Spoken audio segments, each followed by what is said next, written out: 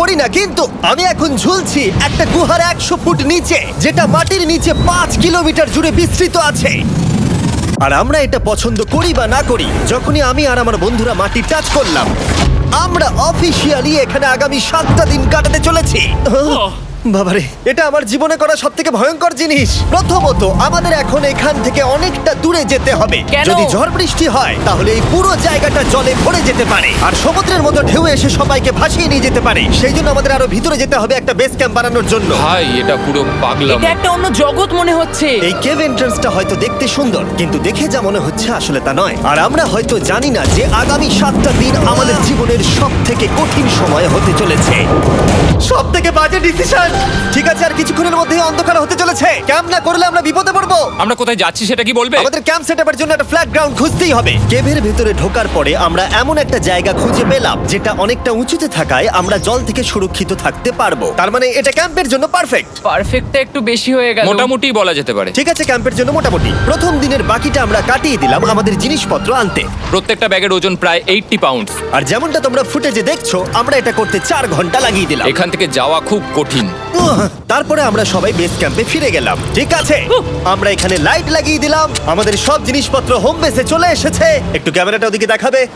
ওদিকটা কিন্তু ভয়ানক অন্ধকার, আর সবসময় এরকমই থাকবে। তাই আমরা ক্যাম্পিং গ্রাউন্ডের জন্য খুব বেশি কিছু করতে পারলাম না। কটা ফুটো করে দড়ি টাঙিয়ে দিলাম। এটা ধরো আর ওঠো দেখি। মনে হচ্ছে আমাদের হ্যামকগুলো ভালোই সাপোর্ট পাবে। আর তারপরে আমাদের সার্ভাইভাল গাইড জোয়ের সাহায্যে আমরা হ্যামক টাঙালাম। এই সরু দড়িটা আমার হ্যামকটাকে ধরে রাখবে। হ্যাঁ, ডিনার খেয়ে আমরা প্রথম রাত্রি ঠান্ডার জন্য তৈরি হলাম। আমি মিথ্যে কথা বলবো না, আমি যতটা ভেবেছিলাম তার থেকে এই হ্যামকটা অনেক বেশি কমফোর্টেবল। এই আমি তো আমার চমকেই হাতটা তো গেছিলাম। বড় কেন ভাই? এই কেভটা 2.5 কিলোমিটার ডিপ, আর আমরা এখন এন্ট্রান্সের কাছেই ক্যাম্পিং করছি। কাল আমরা অনেক কিছু এক্সপ্লোর করব। তোমরা কেমন ঘুমালে?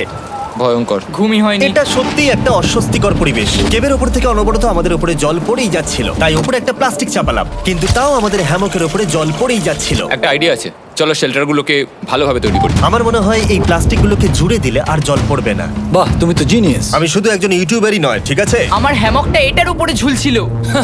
মানে দেখো, আমি আরেকটু হলে হ্যামক থেকে নেমে পড়ে যেতাম। আর আমরা সেই সময় এটা বুঝতেই পারিনি যে এই গর্তটা প্রায় 40 ফুট গভীর। তাই যখন আমি আর শন প্লাস্টিকগুলোকে জুড়ছিলাম, তখন ম্যাক আর কার্ল এই গর্তটা কতটা ভয়ঙ্কর সেটা দেখতে গেল। আমার হ্যামকটা দেখতে পাচ্ছো? ওখানে আমি ঘুমোচ্ছিলাম। এদিকটা দেখো। আর যেহেতু এই কেভে সব একই রকম দেখতে, তাই আমাদেরকে ফলো করা অনেকটাই কঠিন ছিল। এই ম্যাপে তোমরা আমাদের হোম বেস দেখতে পারবে, আর দেখতে পারবে ওরা ওখান থেকে কত দূর হ্যাঁ, যাচ্ছে। এটা তো খুবই ভয়ঙ্কর। ভাই এটা পাগলামো। আর যখন ছেলেরা র্যান্ডমলি এক্সপ্লোর করছিল, তখন আমি আর শন ক্যাম্পে কাজ করছিলাম। এই স্লিপিং ব্যাগটা এখানে কেন পড়ে? কারণ এটার থেকে পিয়ের গন্ধ বেরোচ্ছে। ইয়া, এটার থেকে শেখা উচিত স্লিপিং ব্যাগ ভাড়া নিতে নেই। আমরা স্লিপিং ব্যাগ কেন ভাড়া আমি- নিয়েছি? কেন আমি আমরা জানি না। স্লিপিং ব্যাগগুলো কিনে আনতে পারলাম না? আর তারপরে আমরা এই দুটো প্লাস্টিককে জিপ টাই দিয়ে জুড়ে দিলাম। কিছু মনে করো না, এই দড়িটার উপরে আমার জীবন বাজি আছে। আর তখন ওইদিকে ম্যাক আর কার্ল তখন ওই গর্তের মধ্যে। ও মাই গড, ম্যাক! আর শেষ পর্যন্ত ওরা একদম নিচে পৌঁছে গেল। এই! আমি তো ভাবলাম সবাই ক্যাম্প নিয়ে কাজ করবে। আমরা শুধু দেখাচ্ছিলাম জায়গাটা কতটা ভয়ঙ্কর। না পড়লেই হবে, তোমাদের স্কিল নেই। আচ্ছা ঠিক আছে। আর যদিও ওদের এবার ফিরে আসা উচিত ছিল, কিন্তু কাল আর ম্যাক এটা কতটা গভীর সেটা দেখানোর চেষ্টা করলো। ভাই এটা দেখতে দারুণ লাগছে। তুমি কি নদীটাকে পার করতে পারবে? কিন্তু ওরা এটা জানে না যে এই রিভারটা এই কেভের গোটাটাই জুড়ে আছে। তার মানে এর মধ্যেও আমাদের কিছুটা সময় কাটাতে হতেই পারে। ওই তো ওরা এসে গেছে। এসো। তোমরা রান্না করে রেখেছো তো? হ্যাঁ, রান্না করেছি। ঠিক বলেছ। একটা নতুন বাড়ি, ঠিক বলেছি তো? একদম। এখন আমাদের একটা ছাদ আছে। আর এটা তো দারুণ। জিমি রান্না বেশ ভালোই আর করেছে। আমরা আমাদের ফায়ার পিটটাকে এই সুন্দর জায়গাটাতে নিয়ে এসেছি। জায়গাটা কেমন? বেশ গরম। আরামদায়ক। এই পাথরগুলো গরমটাকে ধরে রাখবে এবং ওপর থেকে যে পি পড়ছে সেগুলোকে আটকে দেবে। ওটা পি নয়। তাহলে ওটাকে কি বলবো? যদি জানি না, হয়তো বৃষ্টির জল হবে বা না, এটা বৃষ্টি নয়, না, পাথর মানে ইয়ে তুমি- করছে। এই একটু উপরে দেখাও।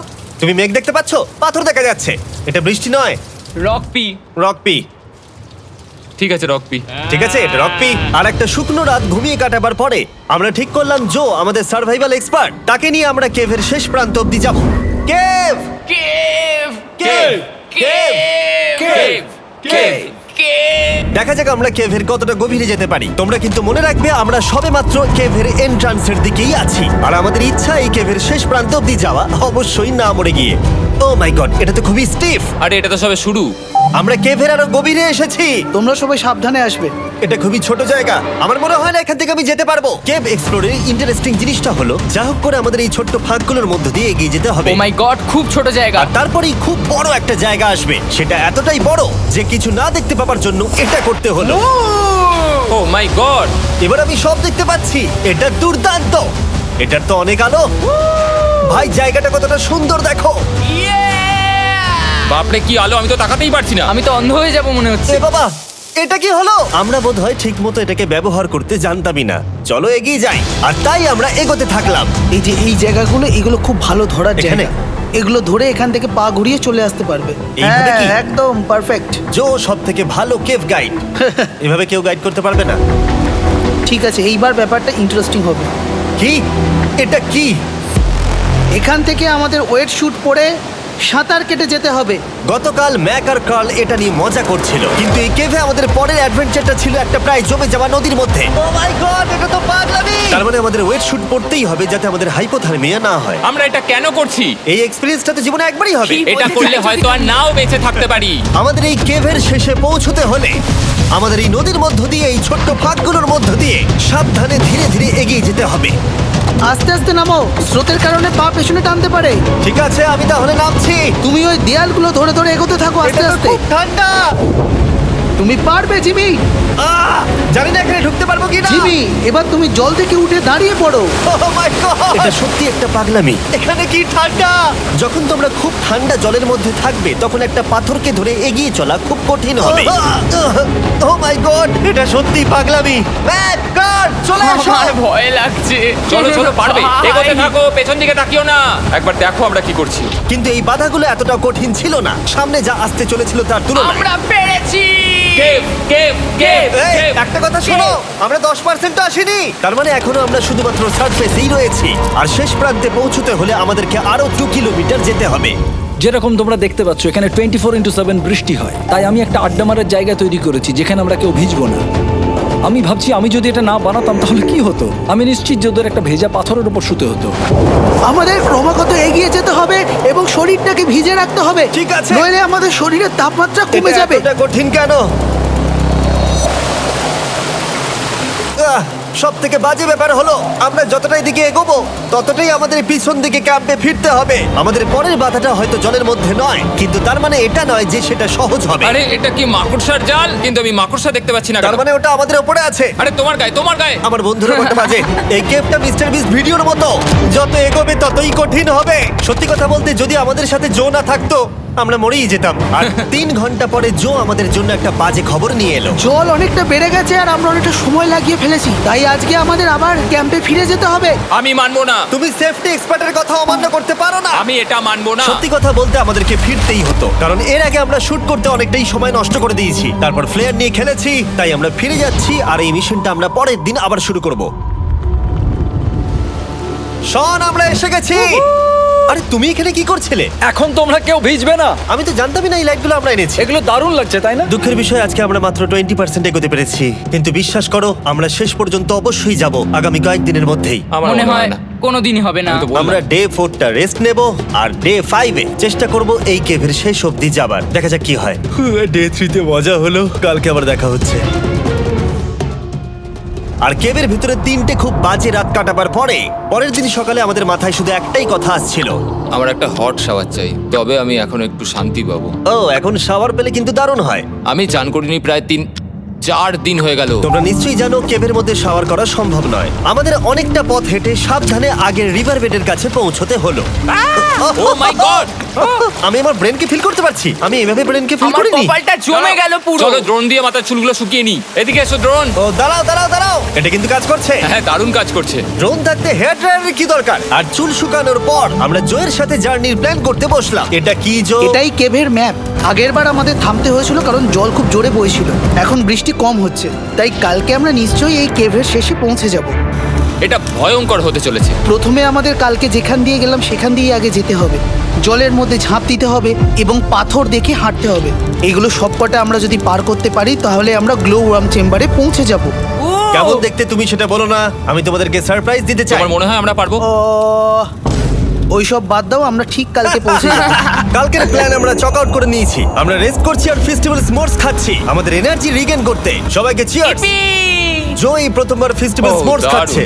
জো সত্যি কথা বলবে। এটা দারুণ, তাহলে ভালো লাগলো? এটা দারুণ লেগেছে। আমরা এই চকলেটটা আগে কেন বের করে নিই? এটা এমনি চকলেটের থেকে 10 গুণ ভালো খেতে। সত্যি কথা বলতে তোমরা যদি ফেস্টিভ্যালের সাথে স্মোর্টস ট্রাই না করে থাকো তাহলে তোমরা মিস করছো।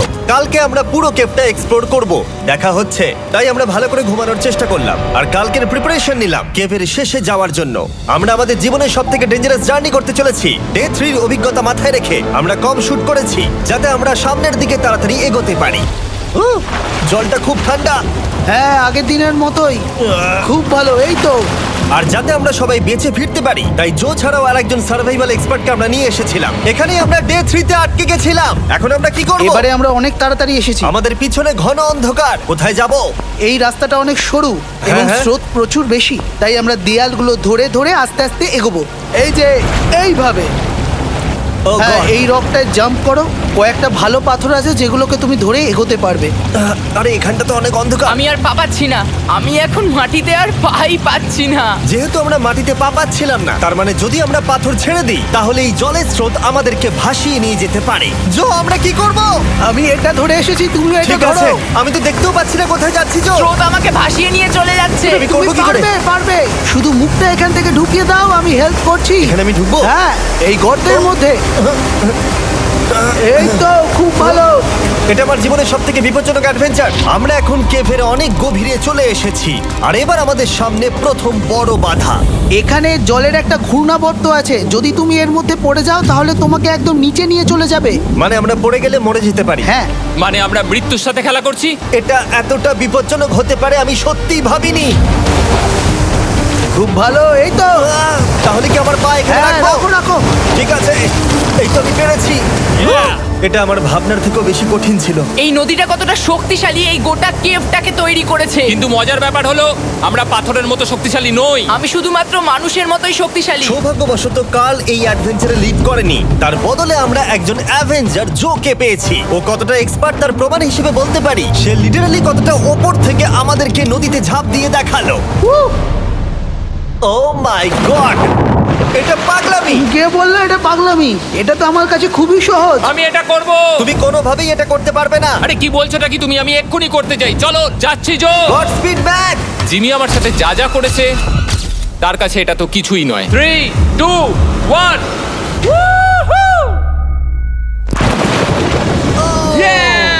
তুমি করবে? না, আমরা না এগুলো শেষ পর্যন্ত যেতে পারবো না। ও মাই গড, আমাদের নিচের দিকে যেতে হবে। আমরা সবসময় স্রোতের উল্টো দিকে কেন যাই? এখন শুধু আমি ভেসে ভেসেই যেতে পারবো, আর কিছু না। এই জলের তলায় অনেক ধারালো পাথর আছে, তোমরা সেগুলোকে দেখতে পাবে না, তাই সাবধানে পা ফেলবে। ও মাই গড, আবার এটা গভীর আরে হচ্ছে। আমার পা তো কিছুর উপরে রাখতে হবে। ছোট ছোট পাথরগুলোই একমাত্র বাধা ছিল না, মনে হচ্ছে আমাদের প্রতিটা পদক্ষেপে। ও ভাই, আমি কিচ্ছু দেখতে পাচ্ছি না। এটা খুব ভয়ঙ্কর। কেভটা আরো অন্ধকার হয়ে আসছিল এবং আরো সরু। আর তখন আমরা জানতাম না যে আমরা ফিনিশ লাইন অবধি পৌঁছতে পারবো কিনা। আমি ক্লান্ত হয়ে পড়েছি। এই কেভে আরো কঠিন বাধা আসার আগে তোমাদেরকে আমি কিছু দেখাতে চাইবো। জো, তোমার ব্যাগটা দাও। Thank you. তুমি জানো এর মধ্যে কি আছে? না, জানি না কি আছে। Brand new mister beast lab swamp. সত্যি কথা বলছি, গত 5 ঘন্টা ধরে যেহেতু আমি অনেক পরিশ্রম করেছি, তাই কোনো মতেই এখন এটা আমি বলার মতো অবস্থায় নেই। তাই এটা শুট করার 1 মাস পরে আমি পুরো কেপ সেটটা তৈরি করলাম ফিউচার জিমি নেম ট্যাগ দিয়ে। তারপরে বললাম, হে, আমি ফিউচার জিমি, আর আমি এখন তোমাদেরকে বলবো brand new toy line of mister beast lab swamp সম্পর্কে। এটা একটা কালেক্টেবল টয় লাইন, আর এখানে 119টা ইউনিক ডিজাইন ক্যারেক্টারও আছে যা তোমরা কালেক্ট করতে পারো। আর সবথেকে দারুণ ব্যাপারটা হলো, কোন ক্যারেক্টারটা তুমি পেয়েছো সেটা জানতে হলে এই টিউবে ওয়াটার দিয়ে নাড়াতে হবে আর তোমার সোয়ামস তোমার সামনে চলে আসবে। আর আমি এটা ডেমনস্ট্রেট করতে এই বিশাল বড় টিউবটাকে বানিয়েছি। এই টিউবটাকে জল দিয়ে ভরে দাও। তোমাদের এত জলের দরকার নেই, এটা অনেক বড় বলে এত লাগছে। ঠিক আছে, এটা এখন জলে ভর্তি হয়ে গেছে। এবার এটাকে একটু নাড়াতে হবে। এটা কি আর নাড়াতে হ্যাঁ হবে? হ্যাঁ, অনেক নাড়ানো হয়ে গেছে। এবার জল ঢালো এখানে। জো ঢালছে। আর জল ঢালার পরে তোমরা দেখতে পাবে তোমরা কোন সোয়ামটা পেয়েছো। এটা সবথেকে রেয়ার হাইপোক্রোম, যেটা মাত্র 1000টা বানানো হয়েছে। জো, এটা তোমার। থ্যাংক ইউ সো এটা মাচ। চাই। আর এটা তোমার।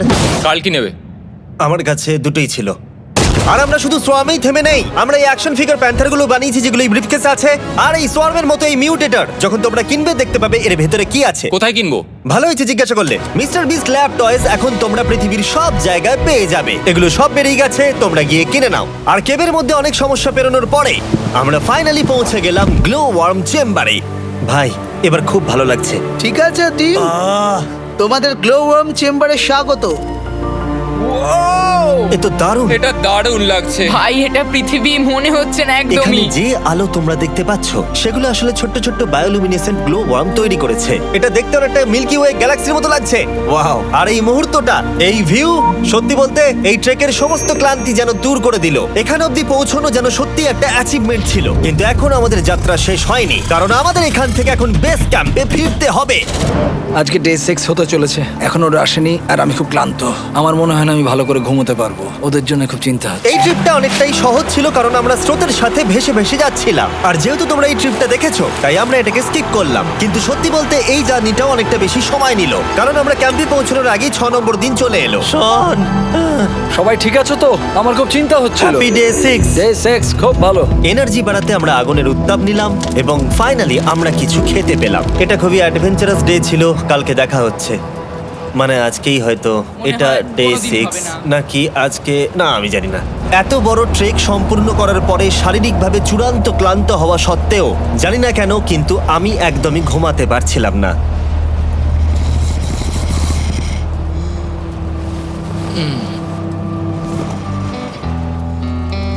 আমি 7 দিন সলিটারি কনফাইনমেন্টে কাটিয়েছি, কবরে কাটিয়েছি, 7 দিন রাফটে থেকেছি। কিন্তু সত্যি কথা বলতে এটা সবার থেকে বেশি কঠিন ছিল, কারণ সব সময় ভিজে, ঠান্ডা, প্রত্যেক মুহূর্তে এই পাথরগুলো শরীরে ব্যথা দিচ্ছে।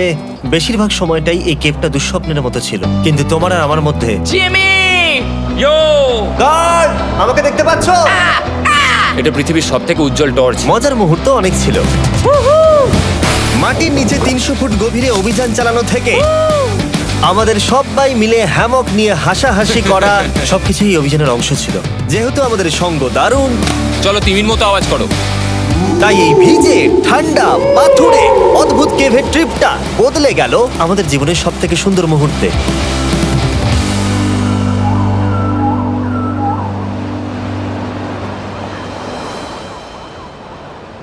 আমরা এখান থেকে যাব না যতক্ষণ না সবকিছু তোলা হচ্ছে। আর আমি সবকিছু বলেছি মানে সবকিছুই। চলো এবার বেরোনো যাক। আর যখন আমরা মাউথ কেভে আবার ফিরে এলাম, ভাই ওপরটা দেখতে দারুণ লাগছে। তখন জয়ের জন্য একটা সারপ্রাইজ ছিল। বেরোনোর আগে জো, আমরা তোমার কাছে কৃতজ্ঞ। তাই এই নাও 50,000 নিউজিল্যান্ড ডলার, 10,000 করে প্রত্যেক জনের প্রাণ বাঁচানোর জন্য। Oh my god, thank you so much Jimmy. Thank you Joel. Love you Joel! এবার আমাদের সব কাজ হয়ে গেছে, চলো বেরোনো যাক। 7টা দিন পরে আমরা ফাইনালি এখান থেকে বেরোচ্ছি।